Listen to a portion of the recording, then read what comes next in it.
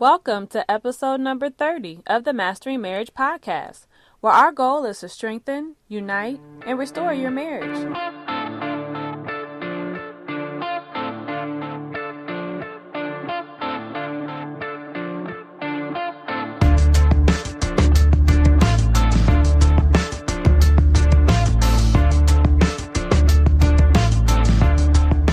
Hey everybody, my name is Amanda Taylor.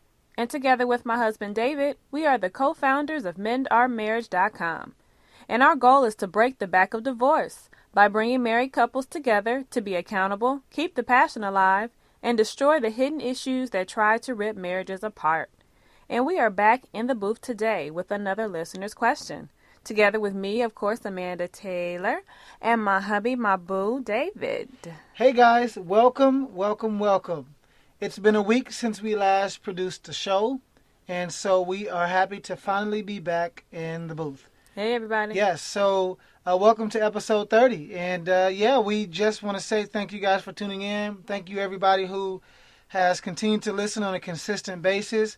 You had 1 week to catch up. We took a week break, and hopefully you guys are all caught up because we're going to hit the ground running again, and we got a lot of great shows planned for you guys, starting with today. And we have an episode that we're going to talk about a listener submitted question, but we're also going to talk about the sex challenge, because I know many of you guys are probably interested in who won the challenge. And so we're going to share a little bit about that, and then give you the information from the listener submitted question. But before that, I just want to let you know that this podcast is brought to you on behalf of MendOurMarriage.com, where our job is to break the back of divorce. Snap, crackle, pop. That's all we're there to do, is help improve hurting marriages. And so you can go to MendOurMarriage.com and take a look at all of the great resources that we have there. We have some new blog posts coming out. We have some new videos. We actually have some stretch and flex videos that we're going to be producing. And those are going to be really hot and steamy, so just kind of be on the lookout for those. But anyway, let's talk about the sex challenge. We did a sex challenge, what was it, 2 weeks ago now? Yes. So 2 weeks ago, we threw out a challenge where you were supposed to have sex 4 days in a row in 4 different locations with your spouse. Okay, so 4 days in a row in 4 days. So you got to add that in there. You know, somebody might hear that and be like, oh, okay. No, but 4 days in a row in 4 different locations. And the terms of the deal were you were to submit just a little comment on the website page, just stating that you actually started or you accept the challenge. So when you started the challenge, you were supposed to type in just a little statement of you starting the challenge. And then once you had completed the challenge, you were supposed to go back and write in the comments or the discussion section. I got sex on my mind. That's okay. That's okay? Okay. You were supposed to write in the discussion section that you had completed the challenge. And you were supposed to do it by midnight of that Sunday, which was the 6th. And so, anyway, long story short is we have no winners. No winners. Yeah. And here's the reason why. We had a bunch of people go in and say that they started the challenge, but we had nobody go in the day that it was supposed to be done, which was the 6th by midnight, to say that they had accomplished the challenge. Right. Nobody.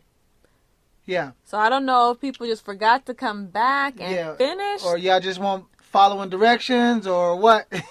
But anyway, we didn't have anybody to confirm that they completed. Now, we did have somebody go and say that they finished the challenge, but they came in a day later, and I think it was a day later, but even if it was on time, they did not say that they started the challenge. Yes. And the reason why we wanted you to do both was because there was no other way to really truly say who was able to complete it, unless you guys actually told us that you started and finished. So we'll do another one in the future or something similar. So hopefully, though, that everybody who did do it, you did do it. Like, do it, do it. I hope you did it, 4 days in a row. And I know Mandy and I, we're going to take a little bit of time real fast to talk about our experience, and then we're going to go ahead and focus on this question. But Mandy and I, we did it, 4 days in a row in 4 different locations, and it Uh-huh. was actually pretty fun. It was. It was we had to do some creative things. There was. Do you want to tell detail? No details. No Probably, I don't Okay. think they went into all Okay, the well, I'm just details. saying, spicy details. But just know that we completed the challenge, and it was difficult though in the sense of finding like scheduling time. Making sure you made time. Exactly, because often we would still fall into our same habits of waiting until it was bedtime, and so instead of getting to bed, we would have to go somewhere else, do some other things, and Right. and so that's something that we're working on is making time during the day to do the do instead of just doing the do When it's time to go to when it's bed. time to, yeah, you know what I mean, or in that traditional night bedtime. So, Right. but anyway, we enjoyed it, and we'll have more of these opportunities. I think it added some spice and some fire to us because Right. we was kind of excited and giddy, Mm-hmm. and it just was fun. Yeah, it was fun. And hopefully, I mean, I know it was a, challenge and there was supposed to be a prize, but hopefully it brought you all closer together Yeah, as well. regardless of whether you won or not, you won by having sex with your spouse Right. and doing it consistently. So hopefully the next time we do something like this, we'll get a lot more people turning out and a lot more people completing it, so that we can really choose. Because I guess we didn't really have anybody to choose from Right. because nobody started and finished at least documented that they started Right. and finished. Just But always make sure to follow the instructions when we put out a challenge. Yeah, because I was ready. We was gonna pay up. We was gonna pay up. But anyway, moving forward off of sex and on to a listener submitted question. Now, this wife submitted a voicemail. So remember, you guys can still go to the voicemail app, which is on our website. It's a little widget that's on the right hand side of the bar that asks you to submit a voicemail. She did that via SpeakPipe, but she wanted us to read it instead of her playing the actual voicemail. Right. So if you all ever have a question like that, you can request the same. Exactly. Instead of typing it and send it, you can just do a voicemail, 90 seconds, and send it. Boom, it's done. So let's go ahead and read it, and then we're going to give you some juicy nuggets. Babe, you want to read the question? Sure. All right. This listener wrote in, how do you make sure that you put God before your spouse and not the other way around? I want to put God first and have a strong foundation. There was a time when I felt guilty for putting God first. How can my husband and I make sure that we are putting God first in our lives, and how do we make sure that we aren't putting each other before God? That's an actually really good question, and It I wish you wouldn't have submitted this anonymous. So whoever submitted this anonymous, email me and let me know, because I want to give you this answer directly. I want to email this to you. And I also want to commend you because that's a really good question Right. that most people probably won't think to ask. Exactly. And so I'll just start by, because we got some nuggets and some notes that we want to give you. But I'll just start by saying this. First, before anybody else comments or says that this should never happen, this is probably the most common struggle for anybody. Man, woman, humans in general. This is our most common struggle. Often we will put someone or something before God. If you look all throughout the Bible, this was like God's biggest competition was us. Putting ourselves or whatever we wanted, whether it was lust or money or greed or someone else, before him. So don't think that this issue, we're all absolved or exempt from this issue because it just happened in the Bible. No, this is a common human issue. God is in constant competition with you, putting Right. you before God. And so this is the same case today. So before you start saying, oh, this shouldn't happen, just remember, we all struggle with putting things and other people before God. Okay? She just termed it in terms of putting her husband before God. But it can be a job before God. It can be money. It can be sex. It can be porn. It can be alcohol. It can be drugs. Right? It could be, shopping. Anything. It could be greed. It could be lying. Right? We got tons of issues. It could be anxiety. It could be fear. It could be depression. But we often put most of the things we go through life, we put before God, unfortunately. So just don't put yourself on a pedestal and think that you're, absolved from that, because we all struggle with that issue. But anyway, also, the solution is deeper than just simply saying, put God first by spending more time with him. Okay? That's not going to necessarily solve the problem. Just because you spend more time with God doesn't mean that it's going to solve the problem. And here's the reason. Okay? Just give me some patience. Here's the reason. Most of the time, if we're honest, we're spending time with God for the wrong reasons. We go often, like, we'll go to church on Sundays so that the pastor see that we went on Sundays, and so that people check our name off. To check our name off, right? We giving tithes on Sundays so that we don't get guilty or feel guilty for not giving or having the money to give, so that we're not cursed or whatever. You know what I mean? So we often do things for God for the wrong reasons. And so just know that. So just simply saying pray and spend more time with God, we might set you up. So we're going to give you some more tangible things to do. And our job is to expand your thinking, to get you thinking deeper, because we ain't going to stay on the surface. Right. So, okay. So, so think of it this way. Okay? This is about to get deep. We all have certain deficits in our life. Okay? I call it holes in our soul. Not hole, baby. You just. Why would you even think that I say it that way? I didn't say that. I said holes. HOLES. I hear you. Not holes. Yeah. HOES. That would be. She's You need. so Anyway, we all have holes in our soul in certain areas. A quick example is I'll use myself. I'll be transparent. I grew up looking for approval from other women because I needed validation, right? And the need came from me not feeling validated from my father because I didn't grow up with him. And so because I lacked that relationship, that deeper level of relationship with him, I didn't have the natural validation that would come if he was in my life. And as a result, I developed a void or a deficit in that area. And the only way for me to feel affirmed or manly was to get affirmed by women. So I did the traditional things that most dudes do, lift weights, get muscles, get a job, have money, make sure I look good, smell good, because I wanted them to see, to validate me, to see the value in me, because it wasn't ingrained in me as a young boy from my father. And so I developed that void, and that became the determining factor of who I was and how I was, especially throughout my college life, and I behaved a certain way to ease the discomfort of the deficit that I had in my life. Follow me. Okay? So as a result of that void, I behaved a certain way to ease the discomfort of the deficit that I had. Okay? And it is often, now take this note, write this down, okay? It is often our deficits that determine who we are and how we are. Okay? Trust me. It is our deficits that drive us to do certain things.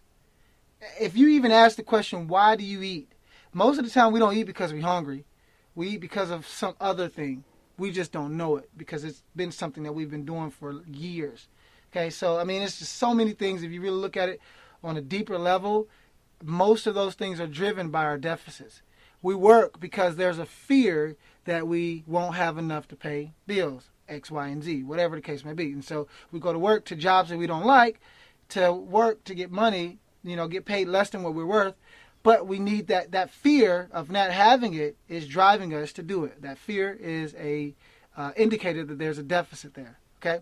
If you can remember this, okay, remember this statement, you will be able to make sense of what is filling in the empty spaces of your soul if you start asking yourself certain questions about the deficits.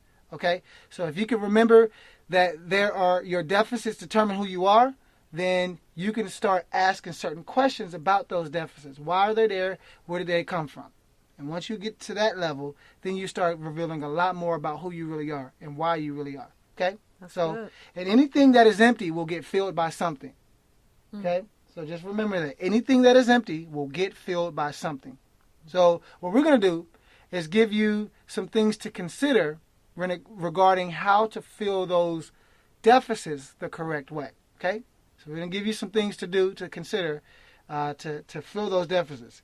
Because it's deeper than just putting someone before God. It's deeper. The issue is deeper. Right. So let's go deep for a second. We're going to give you, 5 practical tips, Yes. and then we'll be done. All right. So just take some notes. I'm going to just do number 1, and then I'm going to let Mandy handle the rest of it, okay? So, because I like number 1. Well, I like them all, but I'll do number 1. Baby, you mind doing the rest? That's fine. All right, perfect. So number 1 is this. Understand what deficits you have and also learn what habits and behaviors you have developed as a result of those deficits. So remember my example. I had a certain deficit because I didn't get validation from my father. So I developed certain behaviors and habits. One of those were getting affirmation from women. So, I was a very flirtatious guy, and I made sure that I appeased women because they gave me validation, right? So that's a habit. Mm-hmm. Most people think that, he's just charismatic and outgoing and extroverted. No, it was because it was a void that was driving me to be that way. Mm-hmm. Okay? And so just remember, as humans, we are pleasure-seeking, pain-avoiding creatures. So you will almost subconsciously work to get rid of those deficits. Like your body naturally heals itself. So even when there's an emotional void there, it's going to naturally do certain things to get rid of that, or at least get rid of the pain. Mm-hmm. So and remember, anything that is empty needs to be filled by God. Mm-hmm. Because it's going to be filled one way or the other, so it needs to be filled by God. Yes. So I want Mandy, my wifey, to give some tips on how to fill the deficits with the right person. Okay, so the very first one is I'm sorry. making sure you develop discipline. And what I mean by that is make sure you're setting an unshakable time of prayer, study, and meditation. Just like David was just saying, you have to make sure you're filled up with God. And what I mean by that is making sure that you're studying your word, studying love, making sure that you're taking time of meditation and prayer time, focusing on the things that, God has given you as gifts and your purpose. Mm-hmm. So if you stay filled up with those positive things, then you won't be empty and need to find other fillers to, make you whole and make you feel good and accepted. That's good. Then the next thing is understanding what practicing the presence of God looks like. Ooh, now this gets deep. Yeah, this is really going to get deep because a lot of people probably don't look at it like this. Mm-hmm. But remember that time spent with your husband and your family is putting God first. Yeah. Okay? So hear me when I say this. So, you have to understand that your marriage is a ministry, and it's a ministry to God. It's considered a worship to God. Ooh. And so, again, people don't like to say that because people think that, okay, if we tell people that, they're going to stop coming to church, stop, paying the tithe, stop, giving offering, and they're just going to do their own thing. Because traditionally we've been taught that praise and worship is what we do, 3 fast songs, 3 slow songs in church. Right. We got our hands raised singing with the choir, or the praise team. Mm-hmm. That's what we traditionally learned was worship. Right. So hearing that worship, God doesn't see you spending your time with your husband any different than he sees you at church worshiping. He doesn't see any of that different. And so just know that it's the same thing. God sees it as the same exact thing. That is right. Yeah, and so I just want to let you know that that's a deep. And now there's a great book called The Practice of the Presence of God by Brother Lawrence, and it's a book that is a really thin book. You can read it in literally like an hour, but that's a great tool, a great resource that we would recommend for you if you really want to get information about that. You know what I mean? So, and Mandy's having some technical difficulties, so I'm gonna. Hey, we honest back here. You want to look at mine here? Get on my tablet. Here you go, baby. You're gonna hear her shift tablets in a minute. There you go. She got my tablet, and I'm gonna grab hers. So you may hear some noise. Go and put it on the stand, baby. Go and put it up there. They know. They with us. They following us. This is our journey with the family. All right, go on, baby. All right, and then the next tip. Here we go. All right, so then the next tip is practicing interdependence instead of dependence on our spouse. This was something that I had to, learn the hard way because early on in our marriage, I depended solely on David for just about everything. Being accepted, being loved, all of those different things. And so you have to remember not to lose yourself in your spouse. Ooh. Because your spouse will make mistakes, but God won't. So your dependence should be on God. But you should have or establish interdependence with your spouse. So that means that you both are depending on each other for certain things, but you're not putting all of your hope and dependence in them, expecting them never to fail. And that's how you can get tripped up. And then also you have to look, again, to God for that identity, for that affirmation, for that acceptance. And when you start to depend solely on your spouse for those things, again, they are going to fail you sometimes. Okay, so your spouse should never have the authority or the power to destroy your soul. Ooh, Okay, so Ooh. definitely keep that in You mind. spitting right there. Hey. It's deep. All right, and then lastly, discuss your spiritual walk with your spouse and develop time for you develop time for you You two got hype. to commune with God together. That's Okay, That's good. so establishing who God is in your home and surrendering to Him in prayer and worship together will give you both a proper perspective that God is the ultimate head of your house. Okay, and the ultimate head of your family. Yeah. So this will also give you both a clearer understanding and grace for the other person to have personal and private time with God without the other one feeling neglected or feeling like, you still in a way with God is, somehow taking time away from them because you both have a healthy understanding of who God is in your life. And it sounds like, based off of the question, and we didn't play it all because you guys obviously didn't hear anything, but it sounds like she also goes to church sometimes without the husband. And so I think that can become, over the course of time, something that drives a wedge in the relationship. So you want to have corporate time together. So the two of you guys are going and learning together. Right. So that no one feels in competition with anyone or anything else. Exactly. So, but man, this is some good stuff. And let's see, I know that the show went a little longer than expected. I think it's over 20 minutes right now. So we're going to go ahead and wrap it up here. What you think, baby? Yeah, I think so. I mean, hey, I think that we gave those tips, and we hope that it helps the young lady who called in. Yeah, so. Email us or send another voicemail. We won't let nobody know who it is, but just send it. We want to know how it goes. We gave you 5 tips that you can put into practice right now, and we want to know how it goes. Definitely. And anybody else who also has struggled with this, comment, respond back to us. Let us know how things go with this because, we know that this is issue. I mean, when we did our surveys, we found that spirituality was an issue for a lot of couples. And so, but in any case, we appreciate you guys' time, attention, and support, and love, and words of encouragement. And looking at our videos, and also leaving more ratings and reviews. We appreciate that. We still have a desire to get up back. Let's just get into the top 10 again. Let's start there, and then we work our way up. So please, if you're listening, take 2 minutes out of your time to leave an honest rating and an honest review in iTunes so that we could get more exposure to other couples. Okay? That's right. That's our way of helping other couples. Thank you in advance. Thank you in advance. We appreciate your time. We love you guys, and we are out. Deuces. Deuces.